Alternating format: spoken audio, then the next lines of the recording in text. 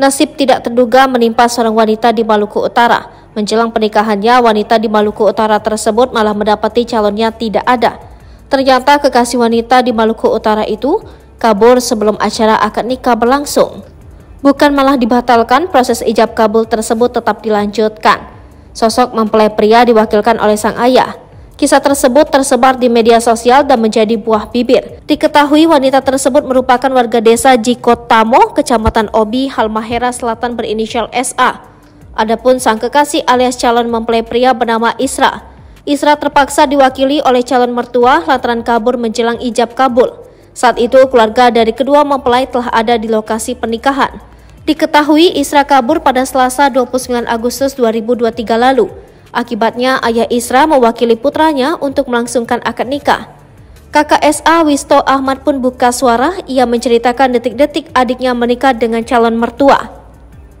Padahal tamu sudah datang hadiri undangan pernikahan, keluarga laki-laki lalu bilang anak mereka hilang tanpa diketahui, ujarnya. Menurut dia, SA dan Isra menjalin hubungan asmara sudah cukup lama. Isra bahkan sudah pernah kepergok masuk ke dalam kamar SA. Wisto pun menyebut pihaknya alami kerugian berkisar 25 juta rupiah untuk kesiapan pernikahan ini. Kendati begitu, ia mengaku belum ada langkah hukum yang akan diambil. Kita sudah pernah mediasi dengan polisi. Isra mengakui bahwa dia pacarnya SA dan bersedia menikah. Tapi sekarang belum kepikiran kalau masalah ini bawa ke polisi lagi, kita tunggu dulu, ucapnya. Lebih lanjut, Wisto Ahmad mengaku merasa sangat dipermalukan dengan insiden ini. Sementara itu, Ketua Bidang Hukum Asosiasi Penghulu RI Maluku Utara, Ong Kinyong, menanggapi soal pernikahan viral diwakilkan orang tua pria. Ketua Bidang Hukum Asosiasi Penghulu RI Maluku Utara, Ong Kinyong, mengatakan bahwa pernikahan itu tidak masuk kategori sah jika ditinjau dalam hukum syariat Islam, karena secara terang menyalahi ketentuan hukum, rukun, dan syarat perkawinan dalam Islam.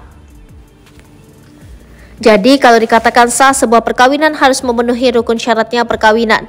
Misalnya, kedua belah pihak yang memiliki kehendak dan berniat menikah atas dasar saling mencintai dan harus adanya wali, saksi, kemudian adanya proses ijab kabul, jelas Ong Kinyong.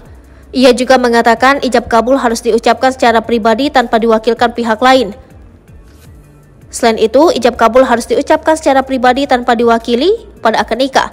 Hukum dan rukun inilah perlu dijaga demi kesucian dalam ibadah pernikahan, terangnya. Ongki menjelaskan ijab kabul dalam pernikahan memang bisa diwakili orang tua, namun harus melalui mekanisme yang sudah diatur dalam Undang-Undang Kompilasi Islam, di mana jika mempelai pria berhalangan hadir harus memberikan kuasa kepada orang tua untuk diwakilkan. Jika ada yang mewakili harus ada surat kuasa dari mempelai pria yang diketahui bersangkutan.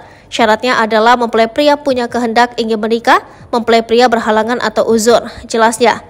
Mempelai pria yang menunjuk siapa yang akan menjadi wakil untuk ucapkan ijab kabul dalam pernikahan selanjutnya. Redaksi atau kalimat untuk mewakili itu harus tertulis sebagaimana diatur dalam Undang-Undang Kompilasi Hukum Islam, sambungnya.